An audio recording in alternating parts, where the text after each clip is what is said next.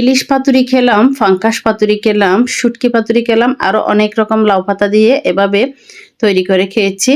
এভাবে করে কাসকি মাছের পাতুরি কখনো খাওয়া হয়নি। কাসকি মাছের পাতুরি কিন্তু অনেক টেস্ট ছিল।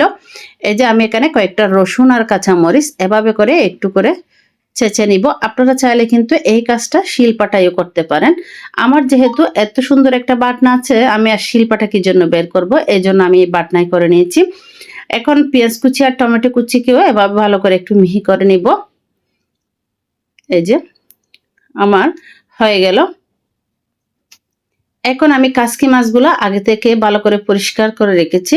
এখন দিয়ে দিব হলুদের গুঁড়া, ধনিয়া গুঁড়া, লাল মরিচের গুঁড়া, আর দিয়ে দিব হালকা পরিমাণ গরম মশলার গুঁড়া, দিয়ে দিব কিছুটা পরিমাণ টমেটোর সস, এটা অপশনাল, দিলে দিতে পারেন, না দিলে অসুবিধা নাই।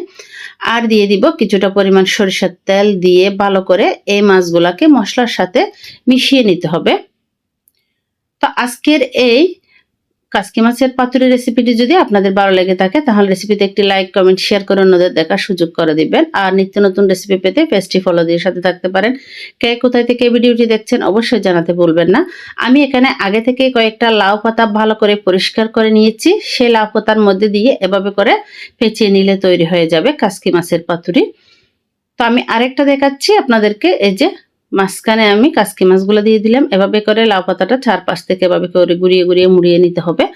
মুড়িয়ে নিলে তৈরি হয়ে যাবে। আমি এভাবে করে সবগুলা কিন্তু তৈরি করে নিয়েছি। এখন অন্য একটি প্যানের মধ্যে কিছুটা পরিমাণ সরিষার তেল দিয়ে দিচ্ছি। এই পাতুরিগুলো সরিষার তেলে ভাজলে কিন্তু খেতে বেশ ভালোই লাগে। আমি এখন একটা একটা করে পাতুরিগুলো সবগুলা দিয়ে দিব। এই যে দিয়ে হালকা এদিক থেকে ওদিকে একটু নাড়াচাড়া করে নিব। এখন আমি ওই যে বাটনাটাতে মরিচ মশলা তৈরি করেছিলাম, সেই বাটনাটা ধুয়ে একটু হালকা পরিমাণ পানি দিয়ে দিলাম, উপরে কিছুটা হালকা লবণ দিয়ে দিয়েছি। এখন অপেক্ষা করব পাতুরিটা মোটামুটি হয়ে আসার জন্য।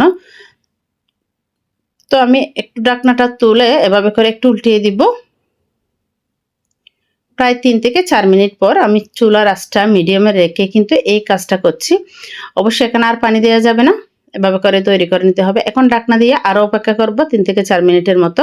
এখন একদম শুকিয়ে গেছে, তৈরি হয়ে গেলে এভাবে গরম গরম ভাতের সাথে এই কাসকি মাছের পাতুরিটা একবার হলো তৈরি করে দেখবেন। খেতে কিন্তু মাশাআল্লাহ অসাধারণ ছিল। বাইরের লাউ পাতাটা তো মজাই ছিল, আর ভিতরের মাছগুলা এত মজার ছিল। একটু একটু কাঁচামরিচের ফ্লেভার, সরিষার তেলের ফ্লেভার, রসুনের ফ্লেভার, মানে এত মজার ছিল কি আর বলবো। আমি অনেক পাতুরি খেয়েছি কিন্তু এই কাসকি মাছের পাতুরিটা আমার বেস্ট লেগেছে। তো চিন্তা করলাম আপনাদের সাথেও একটু শেয়ার করি। আশা করি আজকের রেসিপিটা আপনাদের ভালো লাগবে। আজকে এই পর্যন্ত।